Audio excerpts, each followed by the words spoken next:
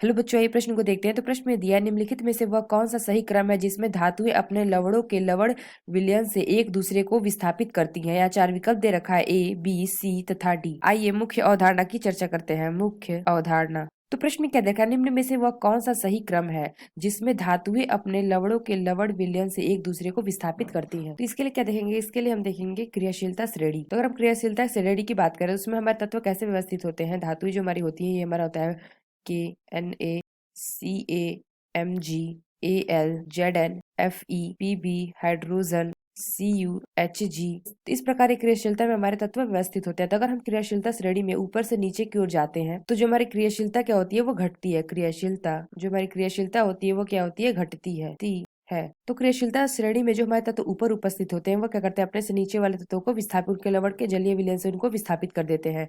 तो प्रश्न में क्या दे रखा है, Zn यानी कि जिंक।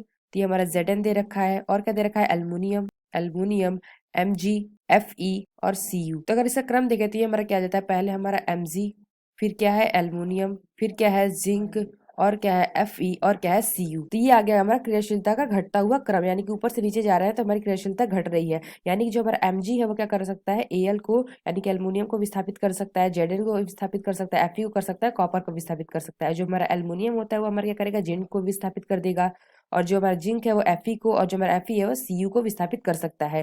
तो ये है हमारा क्रम। तो क्रम की बात करें तो हमारा आ जाएगा क्या, Mg, Al, Zn, Fe और Cu। तो ये आ गया हमारा क्रम। तो ये जो हमारी धातुएं होती हैं लवण विलयन के एक दूसरे को विस्थापित करती हैं। तो आइए अपना विकल्प देखते हैं कौन सा विकल्प सही है। तो पहला क्या दे रखा है, ZnAl। तो यहाँ पे अगर हम देखें Zn, तो Zn के ऊपर हमारा एल्युमिनियम है, यानी कि Zn हमारे एल्युमिनियम को विस्थापित नहीं कर सकता है, इसलिए यह विकल्प हमारा गलत होगा। दूसरा क्या दे रखा है, MgAl, Zn, Fe, Cu। यह विकल्प हमारा सही होगा, यानी कि ऑप्शन बी विकल्प हमारा सही होगा। आशा करते हैं आपको समझ में आया होगा। धन्यवाद।